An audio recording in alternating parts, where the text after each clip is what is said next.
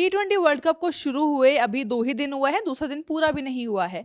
लेकिन इस world cup में जिस तरीके से एसोसिएट देश कह लीजिए, छोटी टीमें कह लीजिए, थोड़ी कमज़ोर टीमें कह लीजिए, वो तमाम तमगे जो कि ऐसी टीमों को दिए गए हैं, जो कि लगातार इंटरनेशनल क्रिकेट में टेस्ट और वनडे नहीं खेलती, उन सभी टीमों ने इस वर्ल्ड कप में साबित किया है कि टी20 फॉर्मेट में कोई भी टीम बड़ी टीम नहीं है और आप किसी भी टीम को हल्के में नहीं ले सकते। 20 की 20 टीमें अब ऐसा देखने को लगता है कि वो दावेदार है कि कोई भी कभी भी किसी को हरा सकता है। हम ऐसा क्यों कह रहे हैं? मेरे साथ सुकांत है, उनसे बात करेंगे। सबसे पहले बात करेंगे आज के उस मुकाबले के बारे में जहां पर नेपाल का सामना इंग्लैंड से था। बिल्कुल, इंग्लैंड जीता, लेकिन क्या वो जीत वाक़ई में उनकी जीत जैसी है? क्या वाक़ई में इंग्लैंड इस जीत से खुश हो सकता है सुकांत? खुश होना तो बहुत दूर की बात है।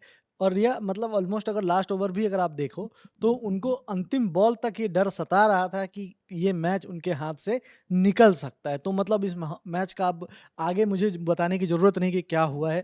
सिर्फ 4 रन से ये मुकाबला नेपाल हारा है।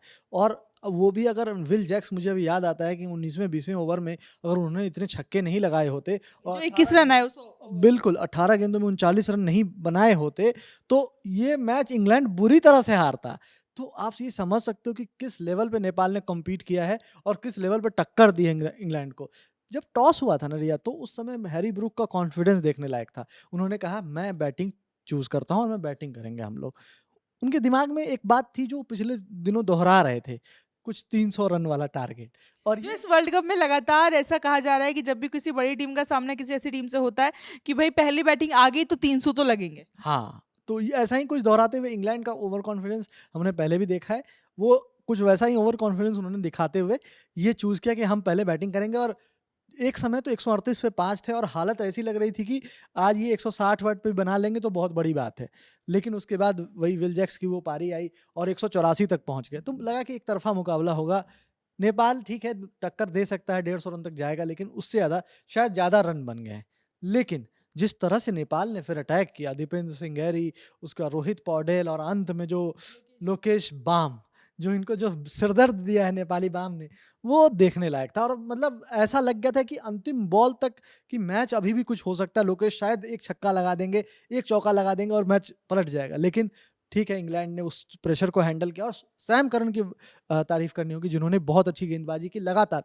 उनको बाद में इंट्रोड्यूस किया हैरी ब्रूक ने, लेकिन उसके बाद जब भी वो आए, उन्होंने परेशान किया नेपाल के बैट्समैन को। वानखेड़े में आमतौर पर आपने देखा होगा कि जब भी मैच होता है, खासतौर पर अगर टीम इंडिया खेल रही है तो पूरा नीला समंदर जैसा नजर आता है और इसी तरीके से फैंस जो होते हैं अपनी फेवरेट टीम को चेयर कर रहे होते हैं। लेकिन आज अगर आप इस मुकाबले में वानखेड़े स्टेडियम को देखेंगे तो आपको ऐसा लगेगा कि ये मैच शायद मुंबई में नहीं बल्कि नेपाल की किसी जगह पर हो रहा है, क्योंकि इतनी बड़ी तादाद में नेपाल के फैंस वहां पर मौजूद थे। उनकी जर्सी, उनके झंडे नजर आ रहे थे, लोग प्रार्थनाएं कर रहे थे, नेपाली टोपी पहन करके हाथ जोड़ करके नजर आ रहे थे और तमाम तरीके का जिस तरीके से उन्होंने अपनी टीम को चेयर किया उसका प्रेशर इंग्लैंड पे दिखाई दिया। क्योंकि सुकांत हम देख रहे थे कि जो सेकंड लास्ट ओवर था, ल्यूक वुड उसमें वाइड पे वाइड डाले जा रहे थे और कहीं ना कहीं वो प्रेशर नजर आ रहा था, क्योंकि नेपाल खींच करके इंग्लैंड को सिचुएशन में ले आया था जहां उनको ऐसा लग रहा था कि मैच उनके हाथ से जाने वाला है। वो प्रेशर उन पर भी दिखा और जिस तरीके से दर्शक चेयर कर रहे थे, शायद उसका भी काफी असर हुआ इंग्लैंड पे। बिल्कुल, बहुत ज़्यादा, क्योंकि दर्शक वो सही आपने जैसे बोला ना कि नेपाल में लग रहा था काठमांडू में मैच चल रहा है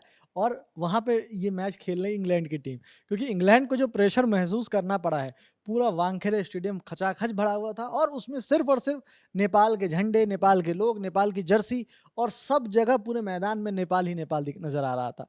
और जो जिस तरह से उन्होंने अपनी टीम मतलब टीम को चीयर किया है, वो कॉन्फिडेंस उस टीम का बढ़ा रहा था। और लगातार विकेट्स गिरने के बावजूद भी शुरुआत में जब झटके लगे और नेपाल बहुत पिछड़ रहा था, उसके बाद दीपेंद्र सिंह और रोहित पौडेल की जो पार्टनरशिप हुई है और जहाँ से मैच में वापस आए हैं वो लोग, वो इसलिए क्योंकि टीम इतना अच्छा से उनको दर्शक चीयर कर रहे थे कि वो लग ही नहीं रहा था कि अपने होम ग्राउंड पे नहीं खेल रहे हैं। और ये बहुत बड़ा प्लस पॉइंट है जो नेपाल को मुझे लगता है आगे चल के इस जितनी भी ग्रुप में टीमें हैं उनको ये फेस करना पड़ेगा।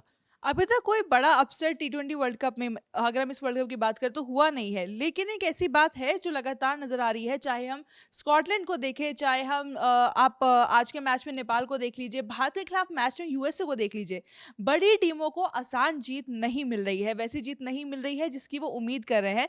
और ये जो देश क्वालिफायर्स खेल करके इस वर्ल्ड कप में आए हैं, वो ये दिखा रहे हैं कि लगातार पूरे साल एक ही फॉर्मेट जब आप क्रिकेट खेलते हैं तो उसमें एक अलग तरीके का कॉन्फिडेंस प्लेयर्स में आ जाता है, खास तौर पे इनके कुछ प्लेयर्स जो कि आईपीएल में भी खेलते हैं। लेकिन मुद्दे की बात ये है सुकांत कि छोटी टीमें जो हैं वो डरा रही हैं, थोड़ा-सा आप कह सकते हैं कि पसीने छुड़वा रही हैं कि टीमों को मेहनत करनी पड़ रही है जीत के लिए। देखिए आईसीसी का पर्पस भी यही था कि एक ऐसा फॉर्मेट हम चूज़ करें जिसमें ज़्यादा से ज़्यादा टीमें पार्टिसिपेट कर सकें और एसोसिएट टीमें भी वो बड़ी टीमों के आस-पास पहुँच सकें। एक फाइटिंग मतलब दिखे कि एक फाइट बैक दिखे उनकी तरफ से और अपसेट्स के चांसेस हों और कोई भी टीम कुछ भी कर सकती हो। दिन की बात है, उस मोमेंट की बात है, उस एक ओवर की बात है जहाँ पे वो एक मोमेंट आए और वो मैच को पलट दें। और ऐसा हमने अभी तक 5 मुकाबले हुए हैं और पाँचों मुकाबले में हमने देखा है कि मैच कभी भी किसी रुख पलट सकता था। ठीक है, बड़ी टीमें ने सभी बड़ी टीमों ने मैच जीत लिया। लेकिन स्टार्ट करते हैं पाकिस्तान से, ऑलमोस्ट हार गए थे। नीदरलैंड्स से वो मुकाबला और मतलब अगर फ़हीम अशरफ का वो कैच पकड़ा गया होता तो ने पाकिस्तान पहला ही मैच हार जाती। उसके बाद स्कॉटलैंड और वेस्ट इंडीज़ वाला मुकाबला, ठीक है, वेस्ट इंडीज़ ने बाद में बहुत अच्छी वापसी की और जो पारी आई हेटमायर की तरफ से या फिर जो रोमारियो शेफर्ड ने विकेट्स लगातार निकाल लिए। नहीं तो एक समय वो भी बहुत अच्छा खेलते हुए चेज़ की तरफ बढ़ रहे थे। उसके बाद भारत और अमेरिका वाले मुकाबले को तो मैं मतलब कल रात तो ऐसा लग रहा था कि जैसे अभी क्या हो जाए पता नहीं। वो सूर्य कुमार यादव की तरफ से अगर 84 रन नहीं आए होते और अगर उनका वो कैच 10वीं ओवर की लास्ट बॉल पे शुभम ने पकड़ लिया होता, तो ये हम अभी डिस्कस कुछ और कर रहे होते, अपसेट्स की बात कर रहे होते। और उसके बाद फिर अभी ये नेपाल वाला मैच, मतलब अब तक जितने मैचेस हुए हैं, उन सब में फाइट बैक दिखा है और ये सबसे खास बात है। ठीक है, अफ़गानिस्तान ने पहले भी न्यूज़ीलैंड को चौंकाया है, तो ऐसा कुछ नहीं था कि जहाँ पे आपको नहीं लग रहा था कि अफ़गानिस्तान ऐसा कुछ नहीं कर सकते। और वो अफ़गानिस्तान तो 50 ओवर वर्ल्ड कप में भी चौंका चुकी है बड़ी टीमों को हराकर। और वो पिछली बार सेमीफाइनलिस्ट भी रहे हैं, तो इसलिए अफ़गानिस्तान को मैं छोटी टीमें नहीं बोल सकता।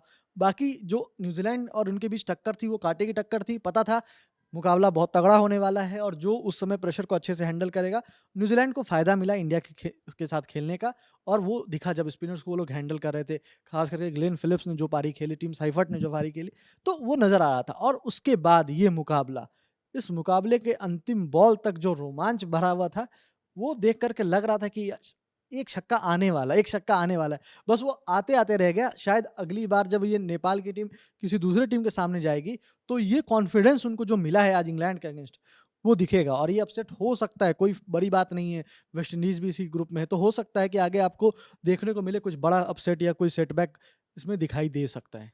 और मज़ा तो तभी है जब इस तरीके के अपसेट और सेटबैक दिखाई दे, क्योंकि क्रिकेट में कहा जाता है ना कि it's a game of uncertainties, यानी कि यहाँ पर अनिश्चितताओं का खेल है, कभी भी कुछ भी हो सकता है। और मज़ा तभी है जब टक्कर बराबर की हो और ग्रुप राउंड से हो।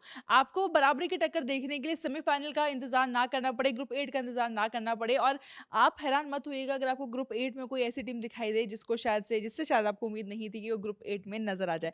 टी20 वर्ल्ड कप की तमाम खबरें और अपडेट्स हम लगातार आप तक पहुंचा रहे हैं, लेकिन इस वीडियो में इतना ही। मेरा नाम है रिया, साथ ही सुकांत, और आप खेल जगत से जुड़ी तमाम खबरों के लिए देखते रहिए ललन टॉप स्पोर्ट्स। शुक्रिया।